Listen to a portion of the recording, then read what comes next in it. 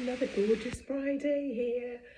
So I thought I'd show you a little of my sketchbook that I was doing in watercolours yesterday. I'll show you the little watercolour strips that I've got for my impending holiday. They're nice and easy to carry around.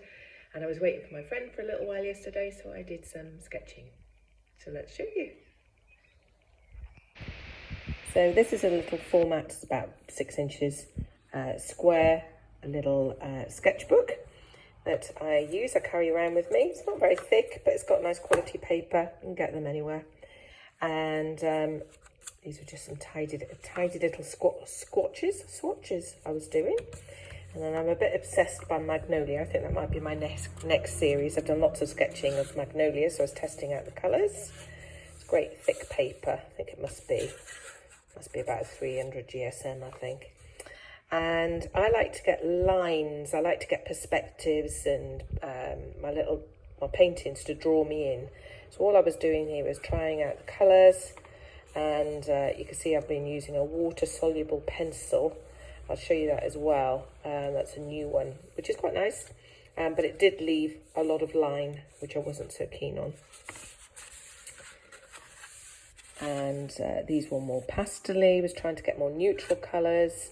I don't normally use watercolours, so it was different for me. I was only using them because they were really transportable.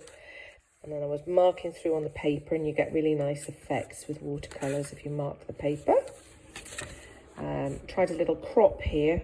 I'm quite sure. I was just trying to see what effects you would get if you were painting a big one and a one piece, and then what would happen in the smaller sectors. Not very much, really.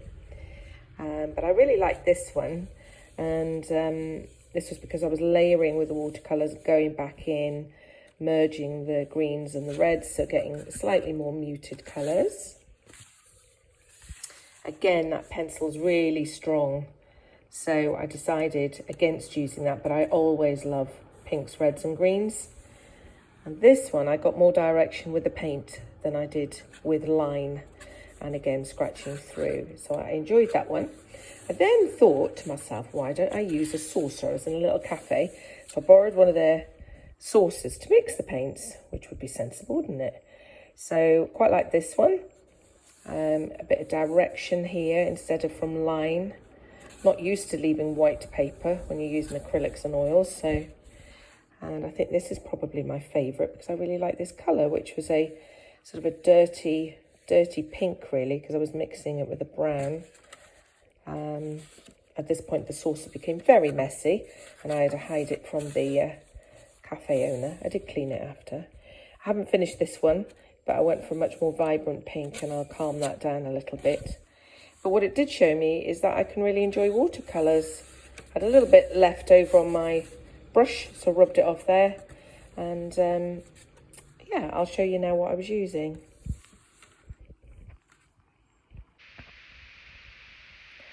So these are my really portable kits. They go in this little pencil case here, which I can easily put in my bag with no bother. So I've just purchased these, got them from the Amazon, and they're fabulous actually. You can get them in different colours. I think this is just it says a spring set, so you can get different shades and tints. 16 colours. It was about £20, so it's not cheap. Came in a nice little package, and with its instructions. And then what you've got are these tiny, you can see how thin this is, really, really thin. But each of these colours corresponds to a patch of paint. I'm not sure how thick it is. I can start seeing a little bit of paper under there, but I imagine I could get quite a lot of paint out of them. And there's lots of shades, there's 16 shades. You can see I don't keep it tidy. There's a surprise.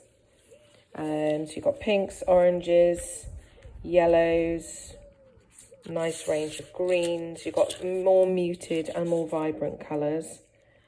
And then these little pieces of paper in between separate and prevent the paint from sticking to each other. And then what I discovered at the end of yesterday, there's some little metallic paints back here as well, which are really lovely. They don't come out particularly metallic, but they're nice paints. And then at the back here, is, oh, what does that say? Oh yeah, there's a little voucher there, I think.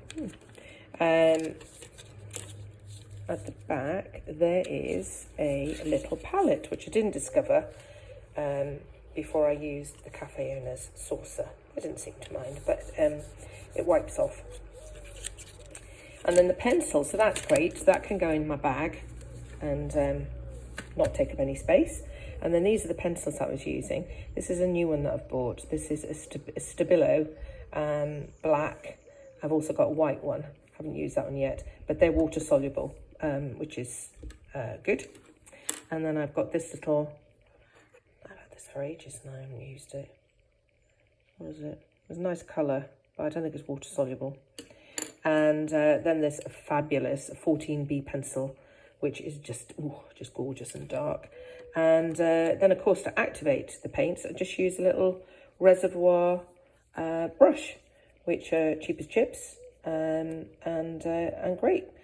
So I didn't even need any more. I did all those paintings yesterday and I didn't need any more water. So fabulous. So there you go. I thought that might give you a bit of an idea for a travel kit for your summer hauls. Okay, see you again. Bye.